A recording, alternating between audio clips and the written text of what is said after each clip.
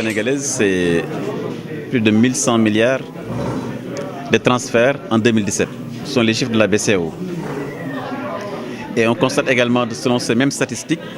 que 85% de ces 1100 milliards sont orientés vers la consommation. Je pense qu'il était important donc que cette caravane, qui vise à accompagner la transformation structurelle de l'économie sénégalaise, puisse venir ici au niveau de Paris, mais demain à Milan, à Bordeaux, pour justement accompagner nos compatriotes dans la création de PME, dans l'investissement productif.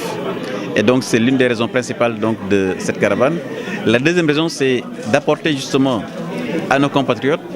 l'information sur l'ensemble des instruments que le gouvernement a mis à leur disposition. Que ce soit les fonds frais partagés de la DPME, que ce soit les services du FONGIP, du FONSIS, de la microfinance, mais également des investissements au niveau de l'APIX. Donc tous les services qui sont disponibles pour que le Sénégalais puisse créer l'entreprise dans de très bonnes conditions et démarrer une activité de production puissent être faits. Et donc je crois que ça a été un élément assez important de cette rencontre. Et nous avons donné donc l'ensemble de ces informations à nos compatriotes et naturellement leur dire également que la mission ne s'arrête pas uniquement dans cette rencontre à Paris, que les services de l'État qui sont là, notamment la direction des petites et moyennes entreprises, les autres services seront à leur disposition pour les accompagner pour le futur. Oui, vous savez que cette caravane ne démarre pas aujourd'hui. Nous l'avons fait dans plusieurs régions, à Kolda, à Ziguinchor, à Thiès, à Dakar.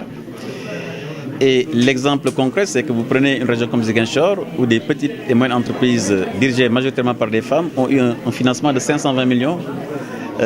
avec les banques privées, grâce justement à la mission de cette caravane. Donc je crois que ce qu'il faut simplement savoir, c'est que les services de l'État qui sont là sont des relais importants. Mais nos services consulaires, notre ambassade, le bureau économique est le premier interlocuteur justement de ces compatriotes qui sont ici à Paris et dans ces pays-là. Et je pense que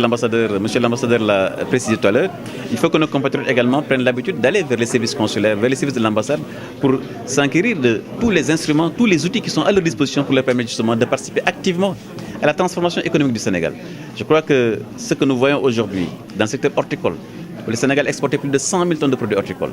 Dans le secteur de l'agro-industrie, aujourd'hui nous avons des exportations massives au niveau de la sous-région. Mais également dans les services, où nous avons des entreprises sénégalaises, des start-up qui sont en train de faire un travail remarquable en Afrique. Je pense que si les Sénégalais le font au Sénégal, naturellement les Sénégalais qui sont dans la diaspora peuvent faire la même chose. Et notre rôle, c'est justement de les accompagner, d'apporter l'information vers eux, l'information de création d'entreprises, d'encadrement, de financement qui leur permet justement de participer activement à la transformation économique du Sénégal. waaw dañu ñëw fii tey ci Paris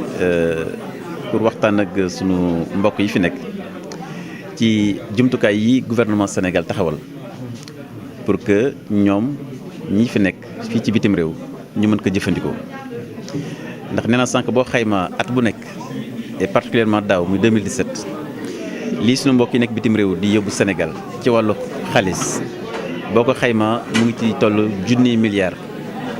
1100 milliards boo xam ne jëlee nañ ko bitim réew indi ko Sénégal waaye ci jàngat bi BCEAO def boo jëlee junniy milliards yooyu téeméer boo jël juróom-ñetti fukki ak juróom yëpp dañ ko jagle ci consommation. donc caravane des PME mooy fexe naka la ñu leen mën a gunge ba ñu mën ko gën a orienté ci entreprise ndax ci entreprise ngay mën a créer emploi maanaam xëy ci entreprise ngay ëpp yokk ci valeur ajoutée ci réew mi donc loolu mooy tànk bu njëkk. ñaareel bi mooy fexe ba lii nguur gi taxawal ci wàllu financement lii nguur gi taxawal ci wàllu accompagnement maanaam formation professionnelle lii nguur gi taxawal ci wàllu encadrement ci de manière générale ñu indi leen ko ndax dañ leen ne xalaat bi président Macky Sall indi ci plan Sénégal émergent mooy fexe ba sénégalais yi yor ay petites et moyennes entreprises ñu mën leen a gunge ba ñu mën a gën a participer ci transformation économique ndax bu ñu nee taux de croissance 7%. ñu gis ay doomu Sénégal ci wàllu mbéy boo xoolee horticulture maanaam fruits ak légumes Sénégal exporté na lu ëpp téeméeri junniy tonnes nga jël ci wàllu ceeb le riz de la vallée ñu ngi ciy exporté également lu bëri nga jël ci wàllu service yu mel ni télécommunication nga xool Sénégal daanaka lu mat 10% de son produit intérieur brut services yooyu la. ñu ne nag sunu mbokk yi nekk fii ci bitim réew war nañu mën a participer ci liggéey boobu donc ñu indi leen waa FONGIP indi leen waa fonds de la microfinance indi leen waa FONSIS indi leen waa BNDE indi leen également waa direction des petites et moyennes entreprises ADPME ñu xamal leen ne ñoom am nañu ay jumtukaay pour que boo bëggee def sa projet ñu defal la étude de business plan boo bëggee def formation ñu tàggat la te du la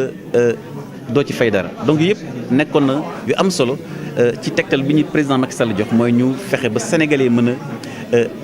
jëfandikoo instruments yooyu pour que ñu mën participer activement au développement du Sénégal. nan nga fas yéene jàppale Sénégal yi nga xam ne nekk fii bëgg retourner politique waaw xam nga dañ leen ne déjà pour ñu sos lu ñu naan seen entreprise créer entreprise daanaka Sénégal boo commencé 8 heures daanaka balaa midi mën nga am sa entreprise loolu d'abord loolu mooy tànk bu njëkk. ñaareel bi ñu ne leen également boo xoolee tey ci wàllu financement démb rek jël nañu entreprise yi nekk fële ci Ziguinchor organiser leen ba am nañu mat 520 millions de financement kon ñu xamal leen ne boo ñëwee ay ADPME